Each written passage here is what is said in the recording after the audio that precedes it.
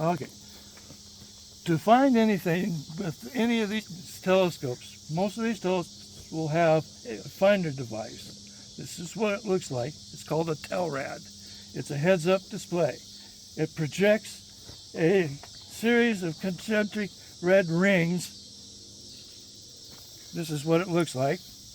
And it projects a series of rings. And the battery, oh, there it is. You can see it in there. Anyway, onto this plate, and you look at it straight through like that. You line it up the telescope with that, so that the rings are, or so that your object you're looking at is in the bullseye rings. Hard to explain. Anyway, it's obvious once you look through it. Okay, so once you've done that, then you look through the telescope and make sure that they're both jiving together. If they're not, then you've got to try and get it centered in the telescope.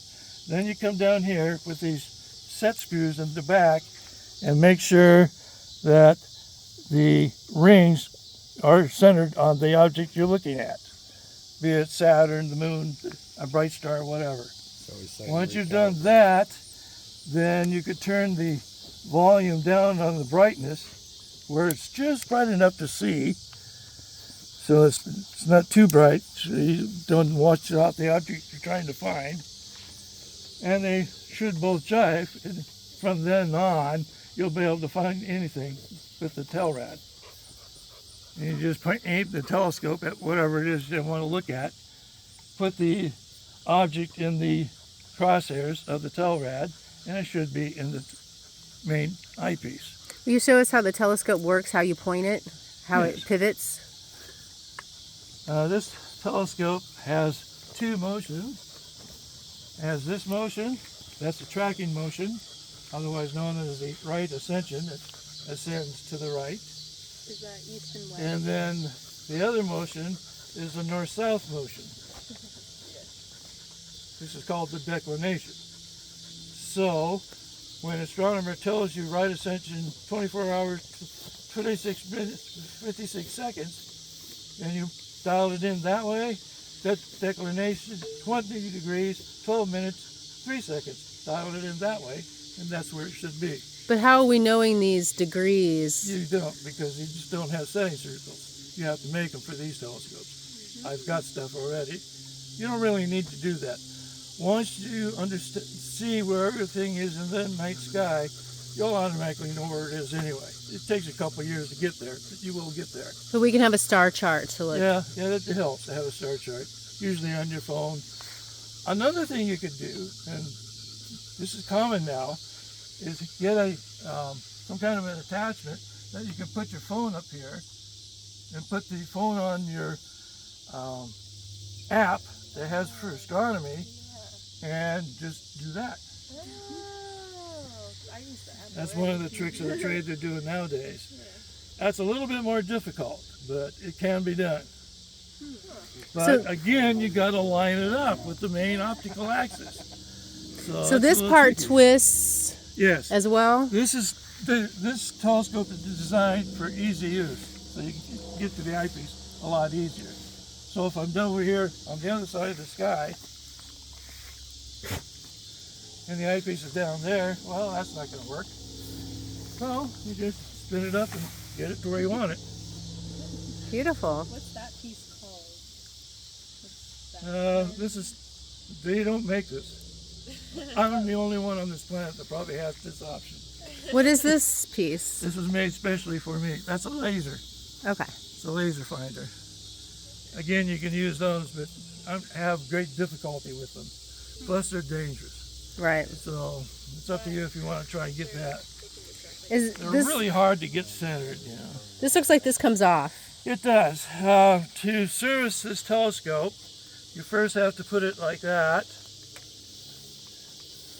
And then you take the top end, pull it off the lip. You can see where there's a lip there. Anyway, you pull that off, set it aside. Then you come down here and you unbuckle these buckles here, and pull this off very carefully. This is heavy. And set it on the ground so you can clean it, do whatever you need to do. Then you put it back on, get it exactly centered where it needs to be. But it looks like it's missing a... Well, that's because I put new ones on. Okay. Those are old ones. And then put this back on. So it's this first, this second. Or if you're putting it back together, it'd be this first, this second. Because you're going to get out of balance if you do it backwards. Oh. And that could be a problem. Another issue is that people are not sometimes aware of when you're tracking something and you're going across the sky like that, and those counterweights start getting higher up, they can slip down and the whole thing's going to fall over on you. You don't want that to happen.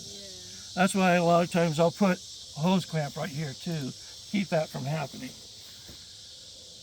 And so when you take this thing all apart, if you ever need to do that, this first, the mirror second, then the middle section, then this unscrews from that.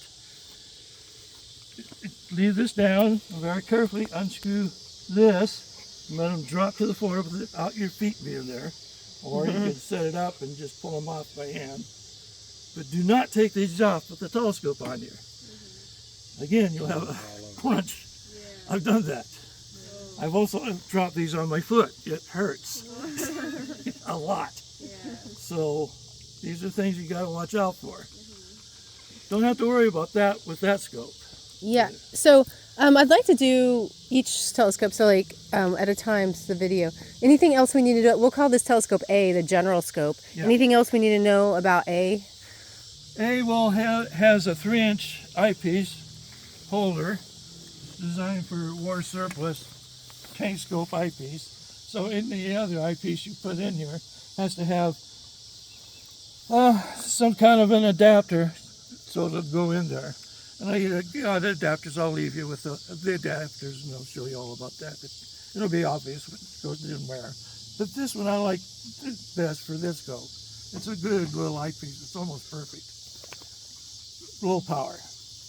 And you have something around this eyepiece?